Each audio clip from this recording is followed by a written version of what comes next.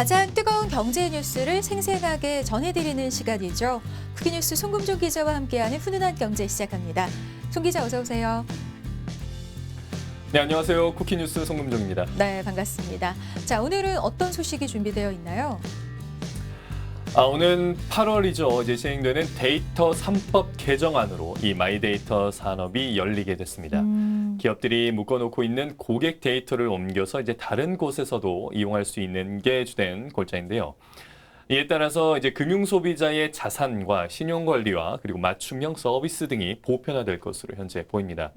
오늘은요, 마이데이터 산업이 무엇이고 또 어떻게 활용되는지에 대해서도 자세히 알려드리도록 하겠습니다. 네, 이 데이터 3법 개정안, 특히 신용정보법이 개정이 되면서 금융권은 물론이고 전 산업계에서 이 마이데이터 시장 진입 준비가 한창입니다. 오늘 자세한 내용 송금종 기자와 함께 자세하게 알아볼 텐데요.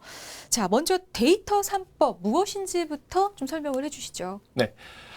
우리가 보통 데이터라고 하면요, 참 많은 것들이 있는데 이 중에서 특히나 경제적으로 그리고 사회적으로 영향이 큰 것이 이제 개인정보입니다. 네. 그런데 이 개인정보에 대해서 이제 현재 규율하고 있는 법이 개인정보보호법, 정보통신망법, 신용정보법 이 세 가지가 있는데요. 이 세 가지를 모두 합쳐서 우리가 보통 데이터 3법 이렇게 부릅니다. 네, 그러면 이 데이터 3법에서 어떤 부분이 개정이 된 건가요? 네, 이 기존의 개인정보 외에 가명정보 그리고 익명정보의 개념과 이 활용 범위를 좀 개인정보법에 좀 명시를 해서 개인정보인지 아닌지가 좀 불명확해서 이제 데이터 활용이 곤란했던 부분이 좀 개선이 됐고요. 이 개인의 신용정보를 가명정보로 처리를 해서 이 금융 분야의 빅데이터를 활용할 수 있는 근거를 마련해서 이 데이터를 활용할 새로운 좀 비즈니스 창출의 기회를 열고 개인 맞춤형 금융 서비스가 좀 가능하게 됐습니다. 이외에도요, 각 부처에 분산된 개인정보 보호 기능을 이 개인정보보호위원회로 집중을 해서 실질적인 개인정보 보호가 가능하도록 좀 제도가 개선이 됐습니다. 네, 그러니까 이렇게 데이터 3법이 개정됨에 따라 오는 8월 5일부터 마이데이터 사업 시행이 예정되어 있는 건데요. 자, 그럼 이번에는 마이데이터 무엇인지 자세한 설명 좀 필요할 것 같거든요. 네, 이 마이데이터를 쉽게 설명하면요, 이제 소비자가 자신의 신용정보나 이 금융상품을 자유자재로 관리할 수 있는 이 포켓 금융을 뜻합니다. 이 은행이나 보험사나 카드사 등에서 흩어져 있는 이제 금융정보를요, 고객이 제한 없이 접근을 할 수가 있게 되고, 또 금융사는 이 데이터를 융합을 해서 좀 특화된 정보 관리나 자산 관리 그리고 신용 관리 서비스를 내놓을 수 있게 됩니다. 그리고 카드 거래 내역이나 투자 정보 등을 분석을 해서 좀 파격적인 상품을 선보일 수도 있는데요. 이 소비자가 이 정보 주체가 되는 것이죠. 이 마이데이터 산업 도래로 이제 각종 정부 단위 사업과 유통, 통신, 가전, 그리고 부품 소재에 이르는 이 전후방 산업 모두에 이 데이터를 좀 자유롭게 입힐 수 있는 이 법적, 기술적 환경이 조성이 됩니다. 네. 그리고 이 안전하고 신뢰할 수 있는 데이터 전송 환경을 소비자가 좀 능동적으로 선택을 할 수 있고 또 자기 결정권을 행사할 수가 있겠습니다. 그러니까 마이데이터를 한마디로 표현하자면 나의 데이터의 주체는 바로 나다라는 건데요. 그러니까 현재는 개인의 데이터가 여러 곳에 흩어져 있어서 자신이 좀 활용하기가 어려운 상태인데 마이데이터가 제도화가 되면 자신의 데이터를 한 곳으로 모을 수가 있다는 거죠.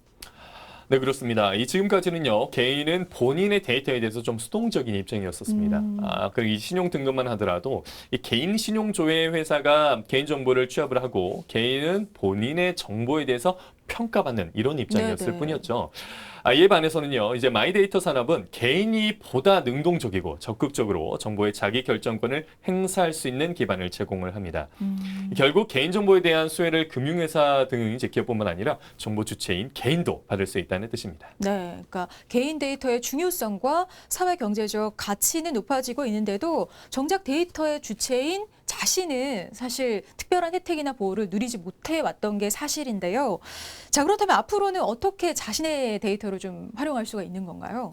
네, 예를 들어서 한번 개인 의료 정보를 한번 예를 들어보겠습니다. 네. 내가 여러 병원에 다녔던 진료 정보와 건강 검진 결과 등을 이제 건강 관리 업체에 제출을 하면요, 해당 업체는 개인 정보를 바탕으로 맞춤식 건강 프로그램을 제공할 수 있게 됩니다. 만일 이 금융거래 정보라고 한다면요, 각 은행의 금융거래 거래 내역을 이 PB센터 등의 이런 경우에 제공을 해서 금융상품 자문 그리고 자산관리 서비스와 같은 맞춤형 재테크 정보를 받을 수 있게 됩니다. 네. 그런데 이런 마이데이터 산업의 근간이 되는 기술이 뭔지도 좀 궁금한데요. 마이데이터에는요, 다양한 미래의 기술이 접목이 되는데요. 이 4차 산업혁명 기술로 불리는 이제 인공지능이나 그리고 사물 인터넷도 이제 밀접한 관련이 있고요. 그동안 한국은 이제 제조업 강국으로 불렸습니다. 하지만 최근 이 인공지능과 이제 사물 인터넷, 빅데이터 등 이제 미래 기술이 좀 산업 속으로 파고들면서 산업 패러다임 전체를 좀 바꾸고 있는데요. 이 모든 미래 산업 혹은 기술을 연결하는 촉매가 바로 이 데이터입니다. 이 사물 인터넷은 이제 쉽게 말해서 물건을 인터넷으로 제어하는 환경을 의미하는데요. 이 센서 기기에 의해서 물건 위치나 움직임 등의 정보를 취득하고 이를 바탕으로 해서 다양한 가치를 창출을 합니다. 이 IT 전문 컨설팅 기업인 IDC에 따르면요, 이 세계에 유통되는 이 데이터 양이 2022년에 40제타바이트로 폭증할 것으로 예상을 하고 있습니다. 이 데이터 수집과 축적을 통해서 이제 사물 인터넷과 인공지능 성능을 높이고 학습 소재로도 활용을 할 수가 있고요. 자동차와 로보틱스가 대표 산업군으로 현재 꼽히고 있습니다. 네. 최근 이런 마이데이터 산업을 두고 기업들의 움직임도 분주해지고 있습니다. 금융당국에 따르면 금융권은 물론이고 국내 거대 IT 업체들이 이 마이데이터 산업에 출사표를 던졌다고 하는데요. 얼마나 많은 업체들이 좀 나선 건가요? 네, 금융위원회가 신속한 허가 절차를 진행하기 위해서 이 마이데이터 허가와 관련된 사전 수요 조사를 진행을 했습니다. 총 116개 회사가 출사표를 던졌는데요. 금융사가 이제 55개사로 절반 정도를 차지했고 나머지 절반은 IT 기업 그리고 토스 같은 이제 핀테크 기업들이 신청을 했습니다. 마이데이터에 대해서 이제 핀테크는 물론 금융권과 일반 IT 업계도 현재 주목하고 있다는 것인데요. 금융위는 이제 다음 달까지 2달간 해당 업체들을 대상으로 이 예비 컨설팅을 진행한 후에 오는 8월 5일 이후에는 이제 본 허가 절차를 좀 진행을 한다는 계획입니다. 네. 하지만 이 마이데이터 산업 누구나 할 수 있는 건 아닐 것 같은데 허가 대상은 어떻게 될까요? 네, 이 마이데이터 산업을 영위를 하려면요, 아무래도 금융위원회로부터 반드시 허가를 받아야 합니다. 허가를 받으려면 이 법령상 최소 5억 원 자본금 요건과 이제 물적 설비 그리고 주요 출자자 요건, 사업 계획의 타당성 등의 이제 요건을 좀 갖춰야 하는데요. 이 해당 신청업체의 안전한 데이터 활용 능력 보유 여부와 그리고 소비자 보호 체계, 혁신성 그리고 산업 발전 기여도 등을 종합적으로 판단해서 이 허가를 결정을 합니다. 아울러서요, 이 허가받은 사업자가 사용자 100만 명 이상을 확보할 경우에는요, 엄격한 개인 신용 정보 보호를 위해서 1년 내에 이제 금융보안원 보안 관제에 가입하는 것을 허가 조건으로 붙이기로 했습니다. 예외적으로 허가가 좀 불필요한 경우가 있는데요. 이 개인 신용 정보를 처리하지 않거나 금융회사 또는 공공기관으로부터 개인 신용 정보를 받지 않을 때 이 개인 이제 신용 정보를 수집하더라도 수집 정보를 이제 신용 정보 주체에게 조회나 열람 등의 방식으로 제공하지 않는 경우, 그리고 개인 신용 정보를 저장 접근하지 못하는 이 단순 가계부 어플 개발 그리고 어카운트 인포 등 다른 법령에 따라 허용이 된 경우를 좀 제외를 하고 있습니다. 네. 그런데 이 마이데이터 사업 허가를 받기 위해서 지금 116개 회사가 출사표를 던졌다고 하셨는데요. 허가 사업자 수에 제한은 없는 겁니까? 네, 이 마이데이터 허가 사업자 수는 원칙적으로 제한이 없습니다. 네, 이 단일 금융 그룹이나 이제 지주회사 내에서 복수의 사업자 허가도 가능한데요. 이 금융회사가 마이데이터 허가를 신청하는 경우에도 이 핀테크 회사 등과 동일한 기준으로 심사가 이루어집니다. 하지만 이 개별 금융업법 등에서 별도로 이제 해당 사업자의 업무 범위를 제한하고 있는 등의 경우 이제 허가가 좀 이루어지지 않을 수 있는데요. 예를 들어서 이 신용정보법상 채권 추심업자의 이제 겸용 업무에 이 본인 신용정보관리업이 포함되지 않아서 이 채권 추심업자는 이 마이데이터 사업을 할 수 없습니다. 네. 그렇다면 기존의 이 마이데이터 사업을 영위하고 있던 경우는 어떤가요? 네, 이제 기존에 이 사업을 하고 있더라도 이 사실이 허가 여부에 직접적인 영향을 미치지는 않습니다. 이 기존 마이데이터 사업자라고 하더라도요, 충분한 개인 신용정보 보호 체계 등을 갖추지 못한 경우 이 허가를 받지 못할 수 있다라는 얘기인데요. 하지만 이 과거 마이데이터 업무 영위로 충분한 노하우와 전문성이 쌓였다고 판단이 될 경우에는 이 전문성 요건 심사 시 이를 고려합니다. 네. 자, 지금 여러 마이데이터 기업들이 이 고객의 정보를 분석해서 다양한 신규 서비스를 내놓을 전망이라고 하는데요. 마이데이터로 가장 먼저 도입될 서비스는 어떤 게 있을까요?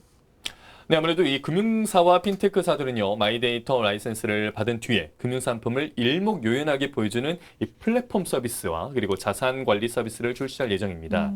이 금융 소비자가 최저가 대출을 추천받는 이 역경매 서비스가 이제 당장 활성화될 것으로 예상이 되고요.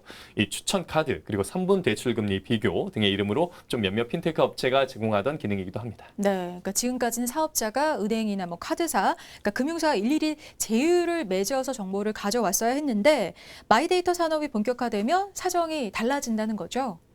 네, 그렇습니다. 이 라이선스를 받은 업체끼리는요, 개인 동의가 있으면 재무 정보 등을 의무적으로 공유를 해야 합니다.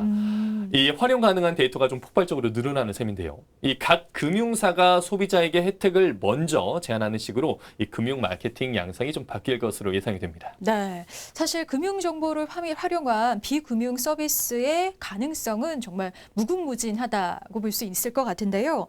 정부는 금융을 필두로 해서 앞으로 뭐 의료, 공공, 교통, 생활, 제조까지 다른 영역에서도 이 마이데이터 사업을 좀 추진하고 있다고요. 네, 그렇습니다. 예를 들어서 온 오프라인 연계 부동산 플랫폼 업체가 이 개인정보를 활용할 수 있게 되면 이 인공지능 기반 공인중개사가 등장할 수도 있겠는데요. 이 개인별 이제 출퇴근 동선이나 뭐 자녀 수 및 뭐 취약 현황 등을 좀 기반으로 이 최적의 매물을 추천해주는 방식입니다. 또한 이제 온라인 쇼핑 업체가 이제 결제 내역 등 이제 금융 정보를 활용하게 되면요, 최저가로 물품을 찾아주거나 이 생필품을 먼저 추천하는 이 맞춤형 쇼핑 제한 서비스를 좀 시작할 수도 있겠고요.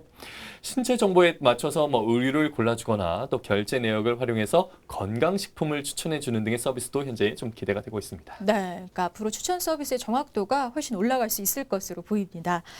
자, 근데 데이터 전문가들은 의료 분야의 파급 효과가 가장 클 것으로 좀 전망을 하고 있다고요. 네, 그렇습니다. 이 의료 분야는 그동안 데이터 칸막이가 가장 높았고요. 또 다른 데이터와의 연결이나 융합 가능성도 좀 크기 때문인데요. 이 마이데이터 시대에는요, 병원에서 블록체인을 활용한 온라인 처방전이 일상화될 수 있습니다. 진료를 받은 뒤에 이제 보험사나 학교 제출용으로 진단서를 끊어달라고 따로 요청을 할 필요도 없고요. 이 투약 등 이제 의료 기록도 개인이 관리할 수 있게 될 전망입니다. 네. 또한요, 저희 혈액 채취와 엑스레이 및 컴퓨터 단층 촬영 이런 것들을 전담하는 간편 검진 센터가 이제 동네마다 생길 가능성도 있겠고요. 이뿐만 아니라 이제 병원이나 의원 효율성이 올라가고 개인도 병원에서 검사를 위해 길게 대기할 필요가 없어집니다. 네. 이렇게 굉장히 다양한 분야에서 이 데이터가 유용하게 사용되는 것을 알 수가 있는데요. 산업적인 파급 효과는 어떨까요?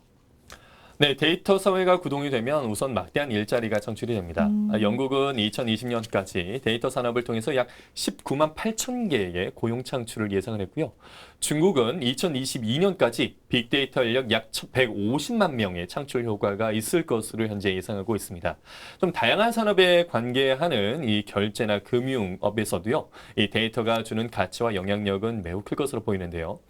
금융 마이데이터와 이제 전문 개인 신용평가업, 그리고 중금리 대출, 소액 신용 대출, 소상공인 컨설팅 등 이제 파격적인 금융 서비스가 올 하반기에 좀 대거 등장할 것으로 현재 예상이 되고 있습니다.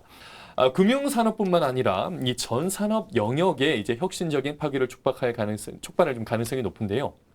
이 이종 산업 간의 경계가 허물어지는 빅블러 현상이 이 마이데이터를 통해서 실현이 될 것입니다. 네.